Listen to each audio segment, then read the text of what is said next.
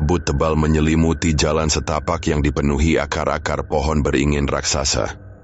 Angin berdesir perlahan, menyelinap di antara dedaunan yang berbisik lirih seperti suara-suara gaib yang mengintai dari kegelapan. Mantili melangkah hati-hati, jemarinya menggenggam erat tas peralatan medisnya. Kakinya terasa berat menapaki tanah becek yang basah oleh sisa hujan semalam. Ia telah menempuh perjalanan jauh untuk mencapai dusun ini, sebuah desa kecil yang tersembunyi di kedalaman hutan Sumatera.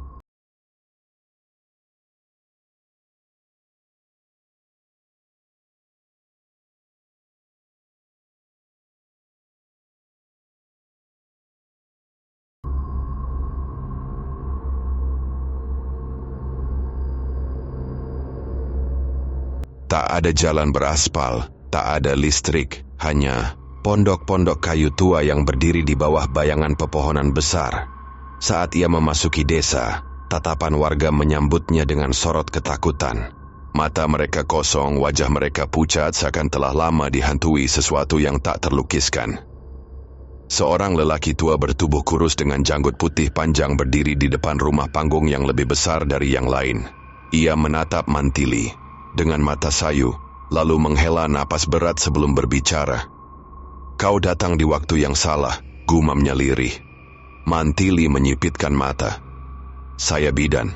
Saya datang untuk membantu ibu-ibu yang hendak melahirkan di desa ini." Orang tua itu menggeleng, pelan. "Nama saya Sudawirat, aku tetua di sini. Dengarkan baik-baik, nak. Jika kau ingin tetap hidup, jangan pernah keluar rumah setelah matahari terbenam. Di tempat ini, malam bukan milik manusia." Mantili menelan ludah. Bulan sabit menggantung di langit, menyinari hutan dengan sinar pucatnya. Udara semakin dingin membawa serta bau amis samar yang menusuk hidung. Ia belum sempat membalas perkataan Sudawirat ketika tiba-tiba, "Ara!" Jeritan memilukan mengoyak keheningan malam. Darah di tubuh Mantili seolah membeku. Jeritan itu terdengar dari dalam hutan, memanjang, melengking dan bergetar seperti tangisan seseorang yang tengah diseret paksa ke dalam jurang penderitaan. Burung-burung hantu beterbangan dari dahan-dahan, sementara anjing-anjing desa melolong. "Panik! Astaga! Itu terjadi lagi!" bisik seorang wanita yang berdiri di ambang pintu rumahnya. "Itu Sari. Dia baru saja melahirkan," seru seorang pria yang langsung berlari ke arah hutan, tetapi langkahnya dihentikan oleh tangan kasar Sudawirat. "Kau mau mati, Joko?" bentaknya. Tak ada yang bisa menolongnya sekarang. Mantili, dengan keberaniannya sebagai bidan, hendak bergerak, tetapi Sudawirat mencengkeram lengannya erat. "Jangan, kau tak tahu apa yang sedang kau hadapi." Jeritan itu mendadak terhenti. Yang tersisa hanya suara desir angin yang membawa aroma busuk, perpaduan anyir darah dan daging busuk. Malam kembali, sunyi. "Apa yang terjadi?" Mantili berbisik, dadanya naik turun menahan kecemasan. Sudawirat menghela napas panjang sebelum menjawab. "Kuyang sudah kenyang malam ini." Mata Mantili melebar. Ia mendengar tentang Kuyang dalam cerita rakyat, makhluk tak berkepala dengan usus menjuntai, terbang mencari darah ibu melahirkan untuk menjaga keabadiannya. Namun, ia tak pernah menyangka akan menghadapi kengerian ini secara nyata. "Besok pagi kau akan melihat sendiri neraka yang ditinggalkan olehnya." Suara Sudawirat penuh kepasrahan. Dan malam pun menelan mereka dalam bayang-bayang ketakutan yang tak bertepi. Pagi yang kelabu menyelimuti desa. Kabut masih menggantung rendah di antara pepohonan, seakan enggan pergi setelah menyaksikan teror semalam. Udara dingin meresap ke dalam tulang, membawa aroma tanah basah dan anyir samar yang masih melekat di udara.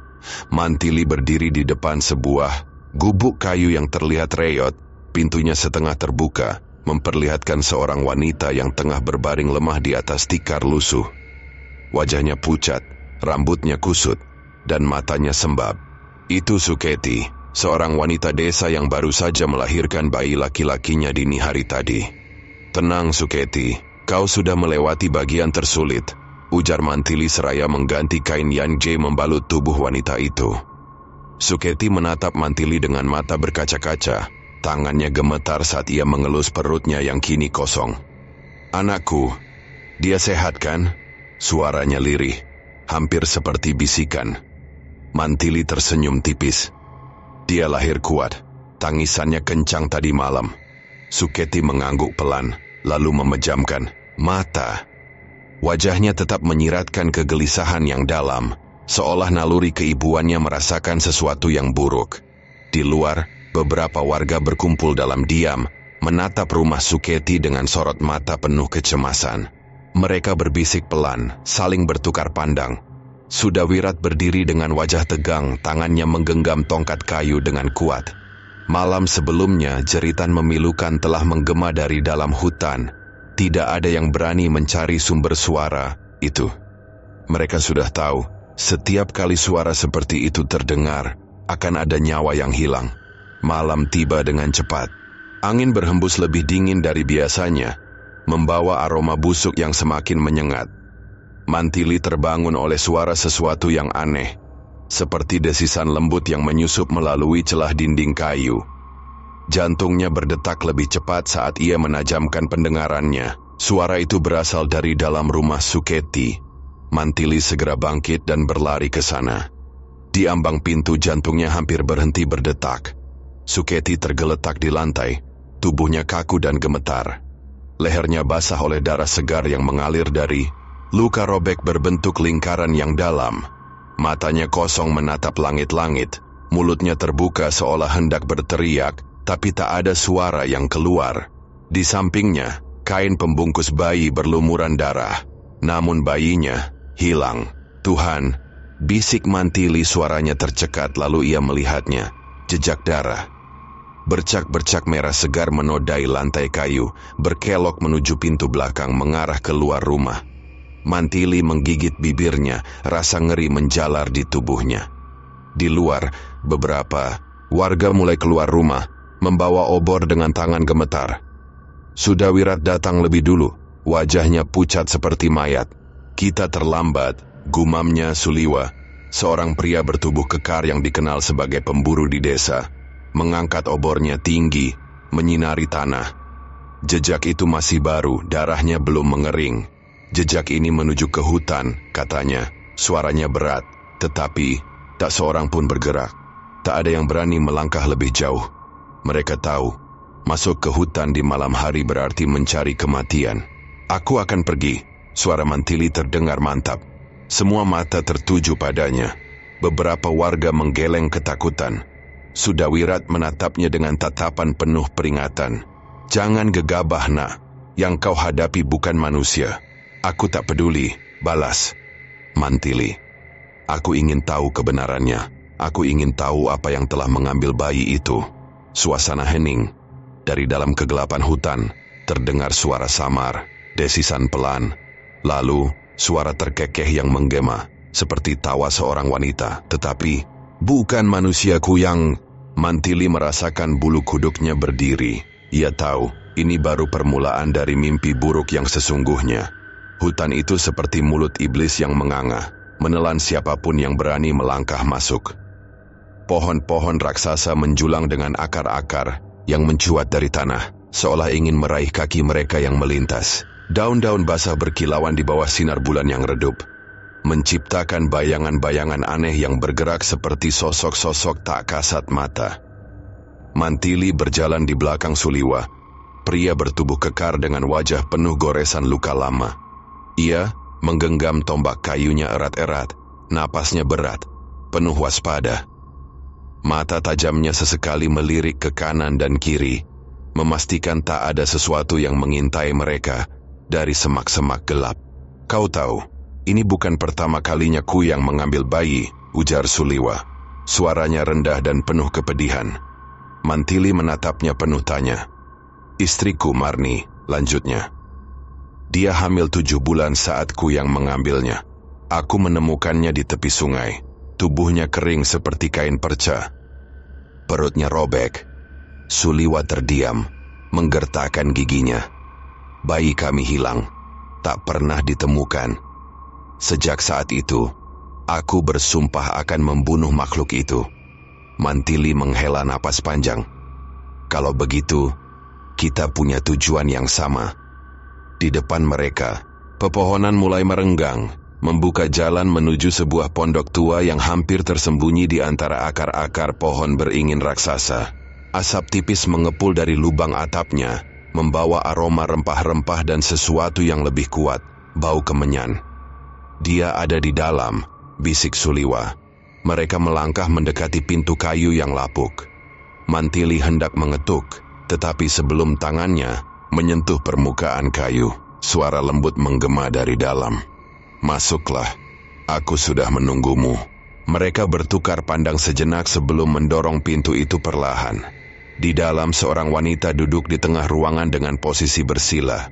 Rambutnya panjang terurai, matanya tajam seperti mata burung hantu.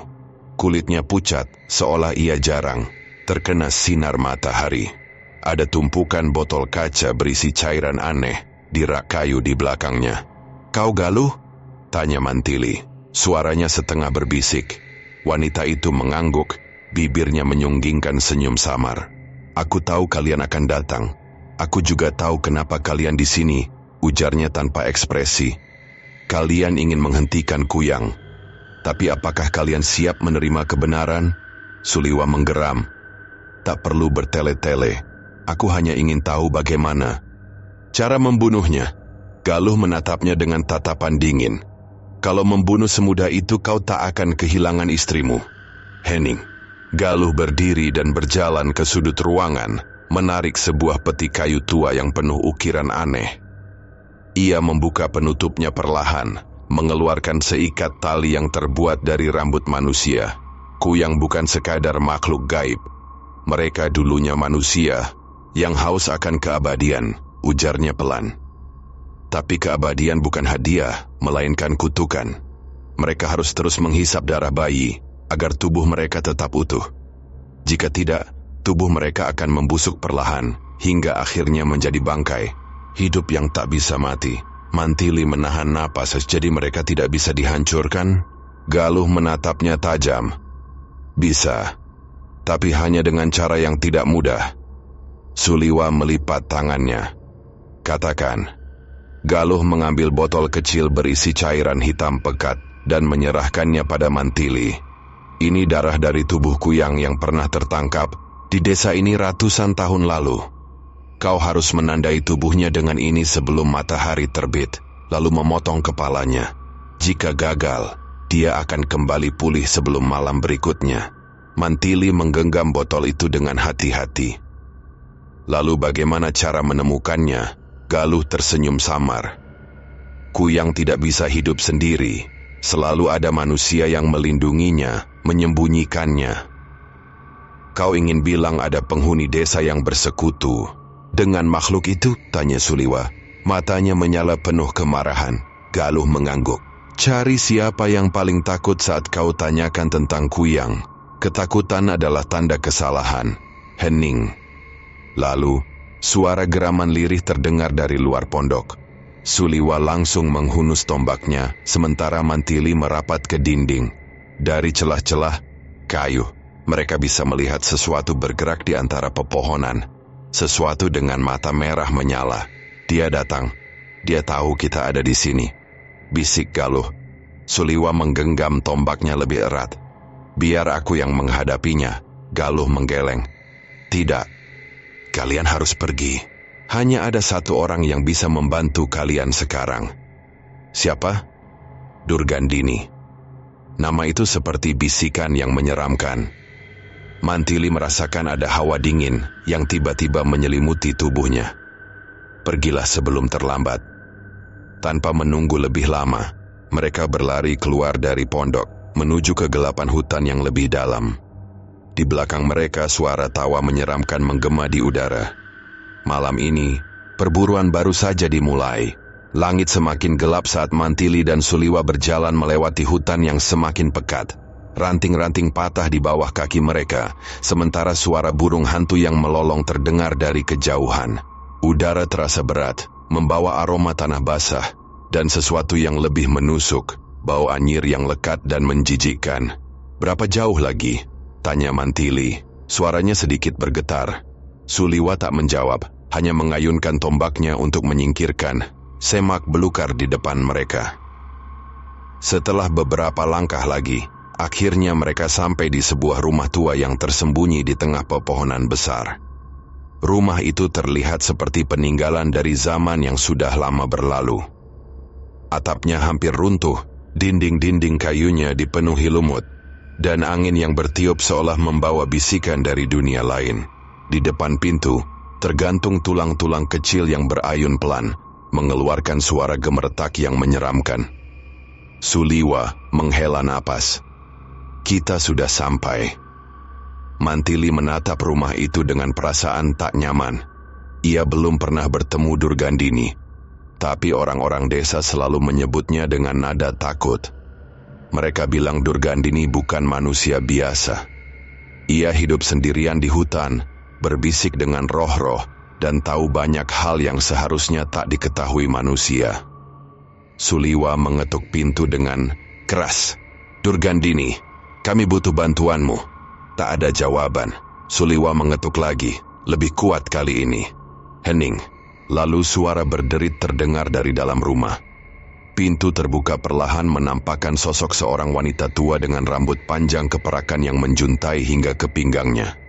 Matanya tajam dan gelap seperti jurang tanpa dasar. Kalian akhirnya datang, katanya dengan suara serak. Ia melangkah mundur, membiarkan mereka masuk. Di dalam rumah cahaya redup dari beberapa lilin menerangi ruangan yang dipenuhi benda-benda aneh. Tengkorak binatang, botol-botol kaca berisi cairan berwarna merah pekat, dan kertas-kertas berisi mantra tergantung di dinding. Aroma dupa bercampur dengan bau darah kering memenuhi udara, membuat Mantili merasa sedikit pusing. Durgandini duduk di depan meja kayu yang penuh dengan ramuan herbal dan tulang-tulang kecil. Ia menatap Mantili dalam-dalam sebelum berbicara. Aku tahu kenapa kalian datang, katanya tanpa basa-basi. Kuyang itu semakin kuat, bukan? Mantili mengangguk. Kami ingin menghentikannya. Durgandini tersenyum samar, tetapi bukan senyuman yang menenangkan. Kalian tidak bisa menghentikan sesuatu tanpa mengetahui asal-usulnya. Ia mengambil secarik kertas tua dan meletakkannya di atas meja. Di sana tergambar sosok wanita dengan tubuh melayang. Kepalanya terlepas dari tubuhnya dengan organ-organ dalam yang masih menjuntai. Kuyang bukan sekadar makhluk gaib. Ia dulunya manusia. Siapa dia? Tanya Suliwa dengan nada curiga. Durgandini menatap api lilin yang berkedip-kedip. Namanya adalah Ranjini. Dahulu, ia adalah seorang tabib yang dihormati. Namun ketakutannya akan penuaan membuatnya mencari ilmu hitam. Suara Durgandini semakin pelan, seolah-olah ia sedang mengungkap rahasia terlarang. Ia mengorbankan bayi-bayi yang baru lahir untuk mempertahankan kecantikannya. Setiap kali ia menghisap darah seorang bayi, tubuhnya kembali muda. Tapi kekuatan itu adalah kutukan. Ketika tubuhnya mulai menua kembali, ia harus terus memburu bayi berikutnya. Hingga akhirnya saat ajalnya tiba, ia melakukan ritual terlarang. Dan sejak saat itu, ia tidak lagi bisa mati. Mantili merasakan bulu kuduknya berdiri. Jadi, satu-satunya cara untuk membunuhnya adalah... Durgandini menatapnya dengan tajam. Kalian harus menangkapnya sebelum fajar dan membakar tubuhnya sampai habis. Jika tidak, ia akan kembali dengan kekuatan yang lebih besar.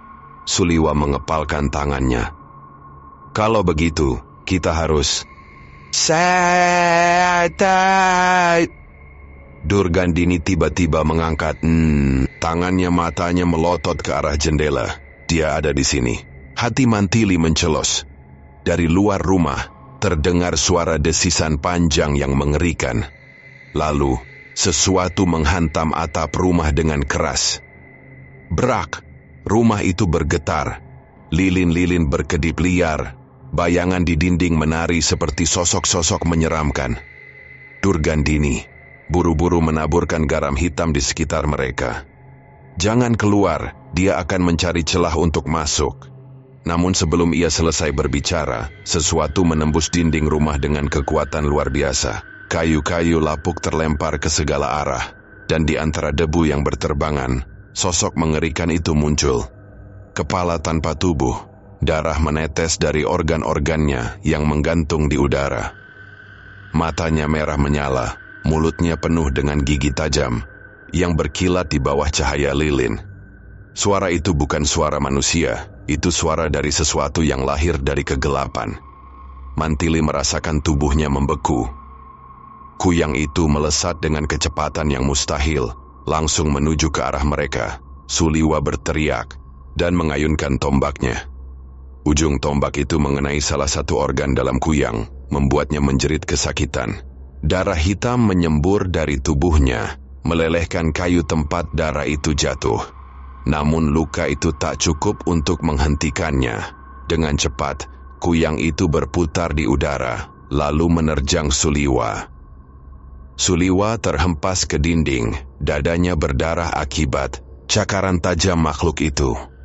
Durgandini mengambil segenggam serbuk hitam dari kantong kecil di pinggangnya dan melemparkannya ke arah kuyang. Serbuk itu langsung menyala seperti api biru saat menyentuh tubuh makhluk itu, membuatnya menjerit kesakitan dan melesat keluar melalui atap yang berlubang. Sejenak suasana kembali hening. Suliwa berusaha bangkit, napasnya tersengal. Sialan, dia kabur lagi. Durgandini menatap lubang di atap dengan sorot mata tajam. Dia terluka, tapi itu tak cukup. Kita harus mengejarnya sebelum fajar. Mantili mengusap keringat dinginnya. Malam ini ia telah melihat wajah dari kengerian sejati, dan ia bersumpah, malam berikutnya ia akan mengakhirinya. Fajar menyingsing dengan lesu, cahaya matahari menembus kabut tipis yang menyelimuti desa. Suasana masih tegang setelah serangan kuyang semalam.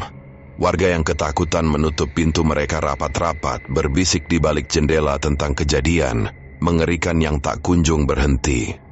Di tengah kegelisahan itu, Suketi mulai menunjukkan perilaku yang aneh. Wanita malang itu, yang baru saja kehilangan bayinya, sering terlihat mondar-mandir di sekitar hutan dengan mata kosong. Kadang, di tengah malam, warga mendengar bisikannya yang lirih seperti sedang bercakap dengan seseorang yang tak terlihat. Mantili melihatnya pagi itu, berdiri di tepi sungai dengan kaki telanjang, gaunnya penuh lumpur. "Suketi?" panggilnya hati-hati. Suketi menoleh perlahan. Wajahnya pucat, kantung matanya menghitam, dan bibirnya tampak mengering. "Dia masih hidup," bisiknya dengan suara serak. "Apa maksudmu?" Mantili melangkah mendekat, merasakan bulu kuduknya berdiri. Suketi tersenyum aneh. "Bayiku, aku mendengar tangisnya di malam hari. Dia memanggilku." Mantili tertegun. "Suketi, kau harus istirahat. Aku tahu ini sulit, tapi..." Tiba-tiba, Suketi tertawa kecil. Bukan tawa bahagia, tapi tawa yang dingin dan tidak wajar. "Kalian tidak mengerti. Aku bisa mendapatkannya kembali. Aku hanya perlu memberinya sesuatu sebagai ganti." Mantili mundur selangkah, jantungnya berdegup lebih cepat. "Apa yang kau katakan ini, Suketi?" Namun sebelum Suketi menjawab, Sudawirat, tetua desa, datang dengan wajah tegang. "Mantili, kita harus bicara di..." "Oh, rumah Sudawirat." Suliwa sudah menunggu dengan ekspresi serius. "Aku mencurigai sesuatu," kata Sudawirat, duduk dengan tubuh renta yang gemetar. "Ini bukan pertama kalinya Kuyang mengincar desa ini, tapi kali ini dia lebih berani. Aku yakin ada seseorang yang melindunginya dari dalam." Mantili menatapnya penuh waspada. "Maksudmu, ada seseorang di desa yang memelihara Kuyang?" Kata itu menggantung di udara, menciptakan keheningan yang mencekam. Suliwa mengepalkan tangan. "Siapa?" Sudawirat menggeleng. "Aku belum tahu pasti, tapi ada satu hal yang jelas. Kuyang tidak bisa bergerak bebas tanpa bantuan manusia. Seseorang telah memberi tempat untuknya bersembunyi. Seseorang telah memberi tumbal agar ia tetap kuat. Dan orang itu ada di antara kita." Sore harinya, Mantili dan Suliwa kembali menemui Galuh, berharap mendapatkan jawaban yang lebih pasti. Wanita misterius itu menatap mereka dengan mata tajam, lalu berkata dengan suara pelan, Hanya orang dengan ilmu hitam yang tinggi yang bisa mengendalikan kuyang. Mantili menelan ludah. Jadi seseorang di desa menguasai ilmu hitam? Galuh mengangguk. Dan bukan sembarang orang. Kuyang hanya tunduk pada mereka yang telah mengorbankan sesuatu yang besar. Suliwa mencengkram tombaknya lebih erat. Lalu siapa? Galuh menghela napas, lalu menatap mereka dengan ekspresi dingin. Durgandini. Suasana langsung menegang. Tidak, tak mungkin, bisik Mantili. Dia yang membantu kita melawan kuyang.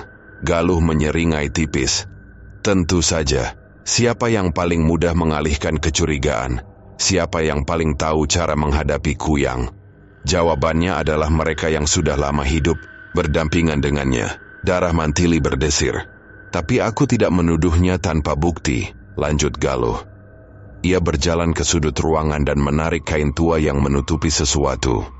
Di bawahnya terdapat sebuah botol kaca besar berisi darah kental berwarna hitam.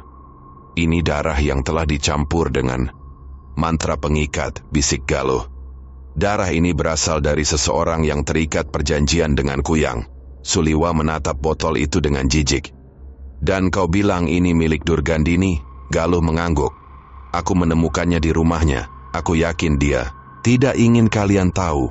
Malam itu, Mantili, Suliwa, dan Sudawirat berjalan menuju rumah Durgandini dengan hati waspada. Pintu rumah dukun tua itu terbuka lebar, seperti sudah menunggu mereka.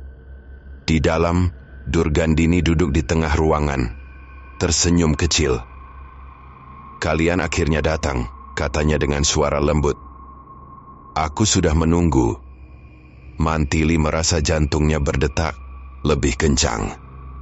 Apa benar kau yang memelihara kuyang? Durgandini tertawa pelan, lalu menghela napas. Kalian benar dan salah. Suliwa langsung mencabut tombaknya. Jangan bermain-main, Durgandini. Wanita tua itu menatapnya dingin. Aku tidak pemeliharanya, aku yang menciptakannya. Henning, dahulu Ranjini bukanlah satu-satunya yang haus akan keabadian. Durgandini tersenyum getir. Aku juga. Kami belajar ilmu hitam bersama, tapi aku lebih pintar. Aku tidak mengorbankan diriku sendiri. Aku mengorbankan orang lain. Sudawirat menggebrak meja. Jadi selama ini semua kematian di desa ini tidak, potong Durgandini. Aku sudah berhenti bertahun-tahun lalu, tapi Ranjini tidak pernah berhenti. Dia haus darah, dia tidak bisa lagi menjadi manusia. Dia akan terus memburu bayi untuk selamanya. Lalu kenapa kau membantu kami? Tanya Mantili. Durgandini menatap api lilin yang berkedip-kedip. Karena dia ingin membunuhku juga. Aku adalah satu-satunya yang tahu cara menghancurkannya. Dan itu membuatku ancaman baginya. Suliwa menggertakkan giginya. Kalau begitu, bagaimana cara membunuhnya? Durgandini menatap mereka dengan tatapan gelap. Ada satu cara terakhir, tapi itu berarti kita harus menunggu hingga malam berikutnya. Karena malam itu, aku akan memancingnya keluar. Mantili menelan ludah. Mereka telah menggali terlalu dalam, dan sekarang mereka berada di tengah kegelapan yang lebih besar dari yang mereka duga. Dan malam berikutnya, darah pasti akan tumpah lebih banyak. Malam turun dengan cepat di desa. Angin bertiup kencang, membawa hawa dingin yang menusuk hingga ke tulang. Purnama menggantung di langit seperti mata raksasa yang mengawasi segala sesuatu di bawahnya. Sejak beberapa hari terakhir, desa dihantui oleh ketakutan yang semakin nyata. Ibu-ibu hamil mulai menghilang satu persatu tanpa jejak, meninggalkan hanya bercak darah di lantai rumah mereka. Warga yang ketakutan mulai mengungsi ke desa terdekat, meninggalkan dusun ini dalam keheningan yang mencekam. Mantili menggenggam, pisau belatinya erat, berdiri di tengah rumah yang dijadikan markas sementara. Kita harus menangkapnya malam ini, Suliwa mengangguk. Kalau kita gagal lagi, mungkin besok tidak akan ada lagi yang tersisa di desa ini. Mereka telah menyiapkan jebakan di berbagai sudut desa. Benang merah yang diolesi minyak kelapa dan mantra khusus diikatkan di antara pepohonan, dipercaya dapat menghambat gerakan kuyang. Wadah besar berisi air kembang 7 rupa ditempatkan di halaman rumah, karena dipercaya bisa memperlambat gerakan makhluk itu. Namun seberapa besar pun usaha mereka, ketakutan tetap merayapi hati. Sudawirat duduk bersila di dekat api unggun menatap nyala api yang menari. Jika jebakan ini tidak berhasil, kita mungkin harus menggunakan cara terakhir. Mantili menatapnya. Cara terakhir, Sudawirat menghela napas panjang. Memancing kuyang dengan tumbal. Pukul 2 dini hari. Desa yang sunyi tiba-tiba dihantam suara jeritan panjang yang melengking dari arah hutan. Mantili dan Suliwa saling pandang sebelum berlari menuju sumber suara. Di atas salah satu rumah, sosok mengerikan itu melayang di bawah cahaya bulan. Sebuah kepala tanpa tubuh. Mata merah menyala, mulutnya berlumuran darah, dengan organ-organ yang menjuntai seperti akar pohon busuk. Tetesan darah jatuh ke atap rumah, menetes perlahan ke tanah, meninggalkan noda kehitaman yang berbau anyir. Bayi. Darah. Aku lapar. Suara itu bukan suara manusia. Itu adalah suara dari sesuatu yang berasal dari dunia lain, sesuatu yang haus akan nyawa. Mantili mengangkat tangannya sebagai tanda siap. Suliwa langsung melemparkan jaring benang merah yang telah diberi mantra, mencoba menjerat kuyang di udara. Namun kuyang itu bergerak lebih cepat dari yang mereka duga. Dengan gerakan yang mustahil, ia berputar di udara dan menghindari jebakan. Dengan mudah, Suliwa mencoba menyerangnya dengan tombaknya, namun tombak itu hanya menembus udara kosong, seolah-olah kuyang bisa menghilang dan muncul kembali dalam sekejap. Sial! Suliwa menggeram, mundur beberapa langkah. Kuyang itu berputar di udara, menyerbu ke arah Mantili dengan kecepatan luar biasa. Mantili nyaris tak sempat menghindar saat makhluk itu melesat ke arahnya dengan cakar panjang yang mengerikan. Darah hitam menetes dari mulutnya yang menganga.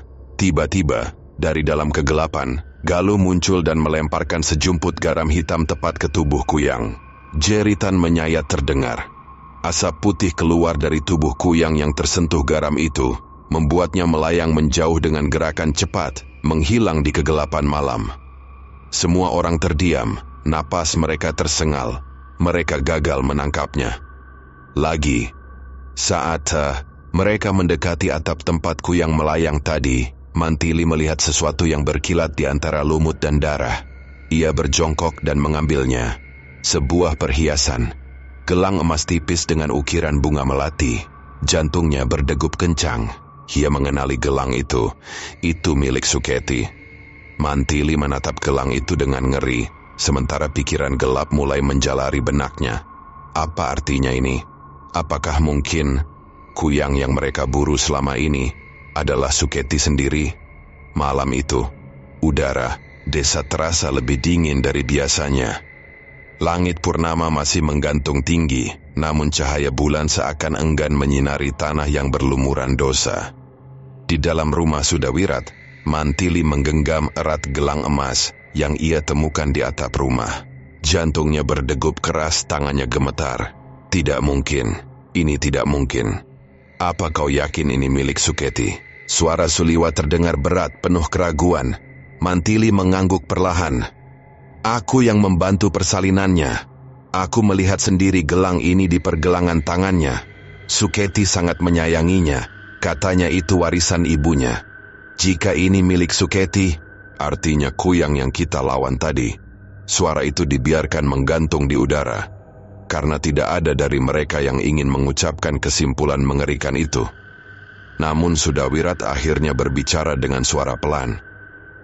Kuyang bisa berasal dari manusia, Mantili. Semua mata menatap lelaki tua itu. Apa maksudmu, Keh? Sudawirat menarik napas panjang sebelum melanjutkan. Kadang, seorang wanita bisa menjadi kuyang bukan karena keinginan sendiri, tapi karena keadaan yang memaksa. Dalam kondisi tertentu, ketika hidupnya terancam atau saat putus asa, dia bisa menyerahkan jiwanya pada kegelapan untuk bertahan hidup. Dan ketika seseorang telah menjadi kuyang, mereka akan melakukan apapun untuk terus hidup. Bahkan jika harus mengorbankan darah mereka sendiri. Mantili menelan ludah. Apa kau mengatakan? Suketi telah menjadi kuyang. Aku tidak yakin. Sudawirat menatap gelang di tangan Mantili. Tapi jika benar dia, maka dia pasti telah membunuh sesuatu untuk berubah. Sunyi. Lalu Durgandini, yang sejak tadi diam, akhirnya berbicara. Suaranya datar, dingin, tanpa emosi. Bukan sesuatu, tapi seseorang. Mereka menatapnya, menunggu. Durgandini mengangkat kepalanya, perlahan menatap langsung ke mata Mantili. Suketi tidak kehilangan bayinya. Dia membunuhnya sendiri.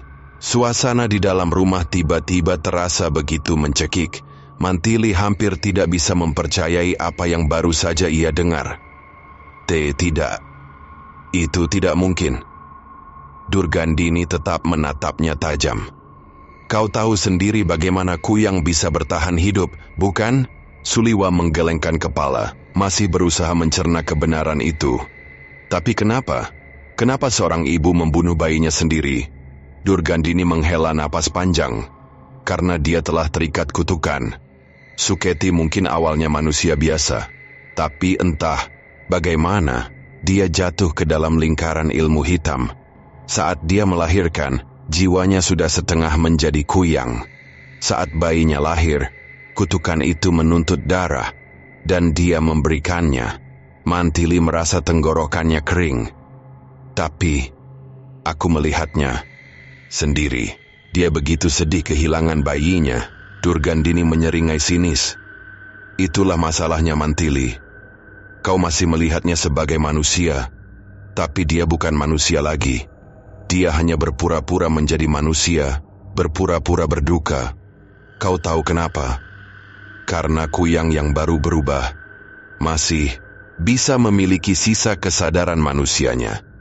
Tapi hanya sementara. Suasana menjadi lebih tegang.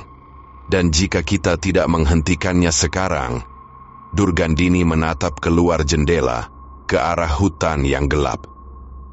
Maka malam ini dia akan berubah sepenuhnya menjadi monster. Mereka menemui Suketi di gubuknya di pinggir desa. Saat mereka masuk, wanita itu duduk diam di sudut ruangan. Matanya kosong, wajahnya lebih pucat dari sebelumnya. Ada sesuatu yang berbeda darinya. Aura mengerikan yang tak kasat mata, tetapi bisa dirasakan. Suketi, suara Mantili bergetar. Apa yang sebenarnya terjadi padamu? Suketi tidak menjawab. Ia hanya duduk dengan tubuh gemetar. Lalu, ia mulai menangis. Aku tidak tahu. Suaranya parau, penuh rasa sakit. Aku tidak ingin ini terjadi. Aku tidak ingin menjadi seperti ini. Air matanya jatuh, tapi semakin lama, tangisnya berubah menjadi suara cekikikan kecil. Lalu ia mengangkat wajahnya perlahan. Dan mata itu bukan lagi mata manusia. Matanya kini berwarna merah gelap, kelam seperti sumur tanpa dasar. Bibirnya merekah membentuk senyum yang mengerikan. Tapi aku tidak bisa berhenti, Mantili. Suaranya berbisik, aku lapar. Tiba-tiba tubuhnya kejang-kejang hebat. Ia menggigit bibirnya sendiri hingga berdarah. Tetahan dia, seru Suliwa. Namun sudah terlambat. Suketi menjerit keras. Suara yang bukan lagi milik manusia. Darah keluar dari pori-porinya. Tubuhnya mengejang dan kepalanya mulai terangkat dari lehernya. Kulitnya merekah, memperlihatkan daging yang terlepas dari tulangnya. Dan seperti ular yang melepaskan kulitnya, kepalanya terpisah dari tubuhnya dengan organ-organ yang menjuntai di bawahnya. Suketi telah berubah sepenuhnya. Kini ia adalah kuyang, dan ia mengincar mereka. Angin malam berembus kencang, membawa bau amis yang menyengat. Jeritan warga yang ketakutan menggema di seluruh desa, menembus keheningan seperti lonceng kematian. Di rumah Sudawirat, Mantili, Suliwa, dan Durgandini duduk melingkar di atas tikar anyaman, menatap gulungan daun lontar tua yang terbuka di hadapan mereka. Tulisan di dalamnya berisi mantra dan ritual kuno. Satu-satunya cara untuk menghancurkan Kuyang selamanya. Ini satu-satunya pilihan kita, Durgandini berbicara dengan suara berat. Kuyang tidak bisa dibunuh hanya dengan senjata atau jebakan. Kita harus melakukan ritual darah. Ritual darah. Mantili mengernyit, firasat buruk mulai menjalari pikirannya. Durgandini mengangguk. Untuk menghancurkan Kuyang kita harus melakukan pemanggilan arwah leluhur dan mengikatnya ke dalam tubuh inangnya. Dengan begitu, kita bisa menghancurkannya dari dalam. Tapi ritual ini membutuhkan pengorbanan. Semua orang terdiam. Suliwa menelan ludah. Pengorbanan seperti apa? Nyawa manusia. Udara seakan membeku di dalam ruangan. Mantili memandang Durgandini dengan ngeri. Tidak. Kita tidak bisa mengorbankan seseorang hanya untuk menghancurkan Kuyang. Durgandini menatapnya dingin. Lalu kau ingin membiarkan Kuyang itu memangsa ibu-ibu hamil dan bayi-bayi mereka? Berapa banyak nyawa lagi yang harus melayang sebelum kau mau mengambil keputusan? Tidak ada! Mantili berdiri, tangannya mengepal. Kita akan mencari cara lain. Tidak ada cara lain, Mantili. Suara Galuh yang tiba-tiba terdengar membuat semua orang menoleh. Wanita itu berdiri di ambang pintu, wajahnya tenang namun matanya penuh tekad. Aku yang akan melakukannya. Apa? Aku akan menjadi tumbalnya. Mata Mantili membelalak. Tidak, Galuh. Kau tidak bisa. Aku harus. Galuh tersenyum tipis, tapi ada kepedihan di sana. Aku tahu kau tidak bisa membunuh seorang warga desa untuk ritual ini. Jadi biarkan aku yang melakukannya. Kenapa kau begitu rela? Tanya Suliwa. Suaranya bergetar. Galuh menatap mereka satu persatu sebelum akhirnya berkata dengan nada datar. Karena aku juga seorang pembunuh.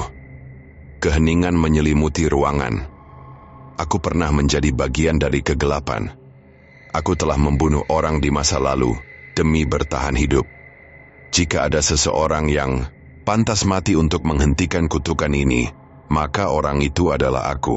Mantili menatap Galuh, hatinya dipenuhi pertentangan. Apakah ini benar? Apakah ini satu-satunya jalan? Namun sebelum ia bisa menjawab, teriakan mengerikan kembali menggema dari luar. Jeritan itu diikuti suara kayu yang retak, dinding rumah yang hancur, dan suara tangisan bayi yang terputus mendadak. Suketi telah kembali. Mereka bergegas keluar. Pemandangan yang mereka lihat adalah mimpi buruk yang menjadi kenyataan. Darah berceceran di tanah. Tubuh seorang lelaki desa tergeletak dengan lubang besar di lehernya. Darahnya telah habis disedot. Di tengah kegelapan, Suketi melayang di udara. Ususnya berayun seperti ular yang menggeliat. Matanya menyala merah, mulutnya penuh dengan darah segar. Ia melayang cepat, menerjang seorang wanita hamil yang berdiri gemetar di sudut jalan. Tidak! Mantili melompat ke depan, mengayunkan belati pusaka yang sudah dilumuri garam hitam. Belatinya mengenai bagian kepala Suketi, membuat makhluk itu berteriak kesakitan, tetapi tidak cukup untuk membunuhnya.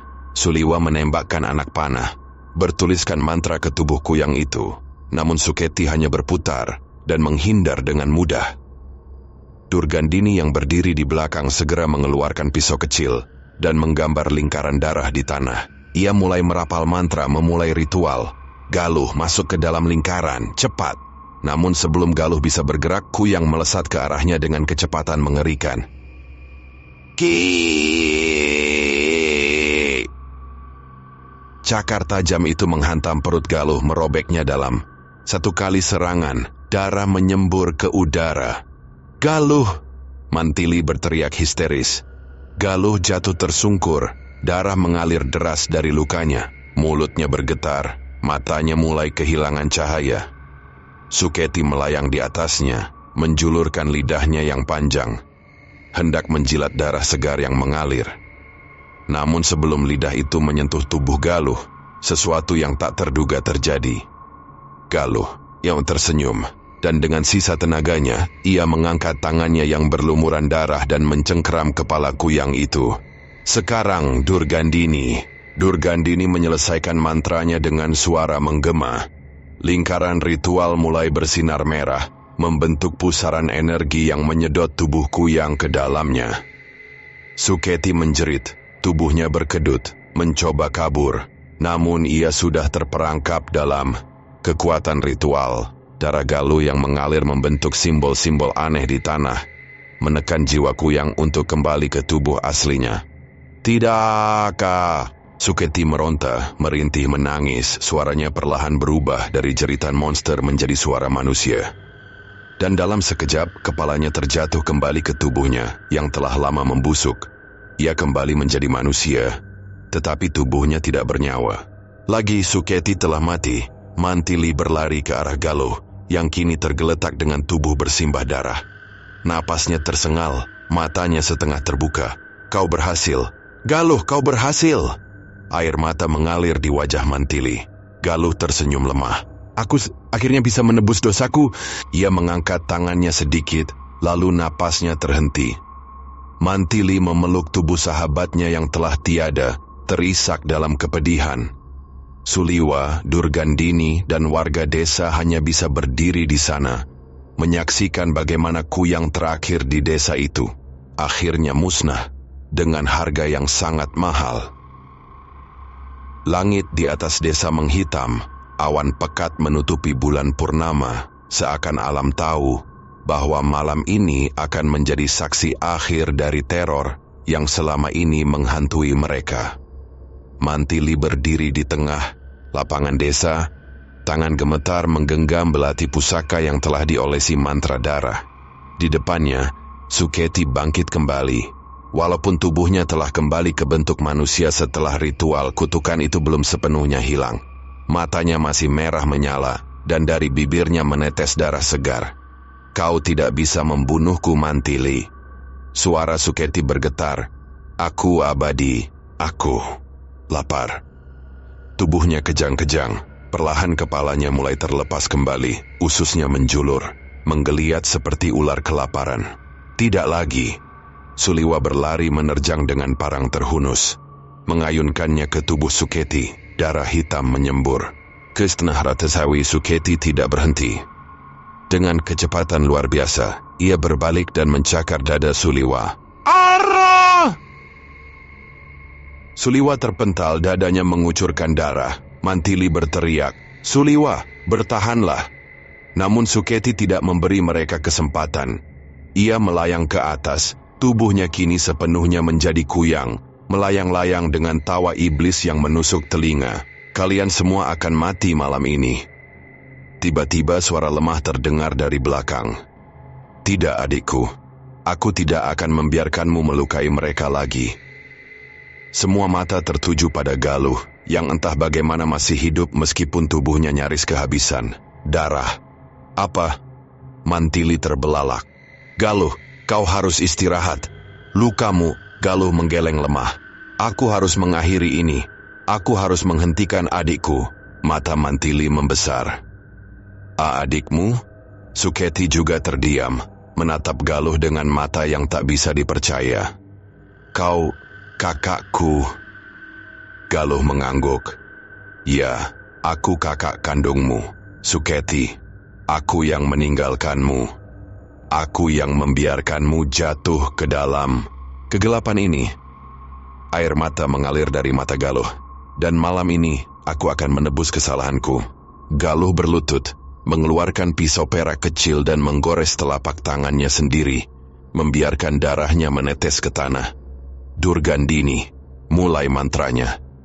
Durgandini, yang berdiri di belakang dengan kitab suci di tangannya, segera mulai merapal. Basaran terakuna. Tanah mulai bergetar, udara berbau seperti belerang terbakar. Tidak, ak. Suketi menjerit, tubuhnya menggeliat, tetapi ia tidak bisa bergerak. Tidak, aku tidak mau mati. Tetapi mantra sudah mulai mengikatnya. Mantili, sekarang! Teriak Durgandini. Mantili berlari maju, menghunus belatinya. Ia melihat ke dalam mata Suketi, mata yang pernah dipenuhi cinta sebagai seorang ibu, tetapi kini hanya menyisakan kehampaan iblis. Maafkan aku, bisik Mantili sebelum menusukkan belati pusaka tepat ke jantung Suketi. Tubuhku yang itu terbakar oleh cahaya merah menyala. api suci yang berasal dari mantra leluhur. Suketi berteriak, kepalanya berputar-putar di udara sebelum akhirnya jatuh ke tanah dan membusuk dalam hitungan detik. Kutukan itu akhirnya berakhir. Hening udara, desa terasa lebih ringan, tetapi juga lebih suram. Galuh terbaring di tanah, napasnya tersengal. Mantili berlari dan memeluknya. Bertahanlah Galuh, kita bisa menyembuhkanmu. Galuh tersenyum lemah. Tidak Mantili, waktuku sudah habis. Air matanya mengalir. Aku sudah melakukan bagianku. Sekarang desa ini aman. Dan dengan senyum terakhirnya, Galuh menutup matanya untuk selamanya. Matahari pertama setelah malam-malam penuh teror akhirnya terbit di desa. Para warga menangisi kehilangan mereka, tetapi mereka juga bersyukur karena kutukanku yang telah musnah. Mantili berdiri di tengah desa, menatap sisa-sisa api yang masih membakar tubuh Suketi yang kini hanya berupa abu Suliwa. Meskipun terluka, menepuk bahu Mantili. Kita sudah melakukan yang terbaik. Mantili menarik napas panjang. Ya, tapi aku akan selalu mengingat mereka yang telah berkorban. Mereka menoleh ke arah makam Galuh yang kini berdiri di bukit kecil di pinggir desa. Sang kakak yang akhirnya menebus dosanya, dan sang adik yang akhirnya terbebas dari kutukan abadi. Pagi itu, desa masih diselimuti kabut tipis. Cahaya matahari perlahan menerobos di antara pepohonan, menyinari tanah yang masih berlumuran darah kering dan abu dari sisa-sisa pertempuran semalam. Para warga berkumpul di lapangan desa, menatap dengan wajah muram ke arah makam-makam yang baru saja digali. Mereka menangisi mereka yang telah pergi, tetapi juga bersyukur karena akhirnya bisa tidur tanpa dihantui ketakutan. Namun, apakah semuanya benar-benar berakhir? Mantili berdiri di tepi sungai, menatap bayangan dirinya di permukaan air yang beriak pelan. Dalam benaknya, suara jeritan Galuh dan Suketi masih terngiang. Aku akan selalu mengingat mereka yang telah berkorban. Suliwa mendekatinya. Kita berhasil Mantili. Desa ini sudah aman. Mantili mengangguk tapi matanya masih kosong.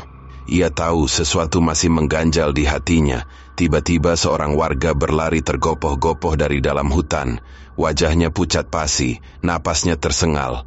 Dukun. Dukun itu menghilang. Mata Mantili membelalak. Apa maksudmu? Durgandini, dia hilang. Rumahnya kosong, semua barang-barangnya lenyap. Mantili dan Suliwa segera berlari menuju pondok tempat sang dukun tinggal. Saat mereka tiba, hanya ada sisa-sisa dupa yang masih menyala dan sebuah simbol aneh yang tergambar di tanah dengan darah. Di dinding kayu, ada sebuah ukiran yang tampak seperti peringatan. Aku telah pergi, tetapi kegelapan masih ada. Kuyang bukanlah satu-satunya yang haus darah. Darah Mantili berdesir, dia tahu sesuatu, dan dia pergi sebelum kita bisa menanyakannya. Suliwa menggeram. Apa maksudnya Kuyang bukan satu-satunya? Mantili menelan ludah. Ada lebih banyak makhluk seperti Kuyang di luar sana.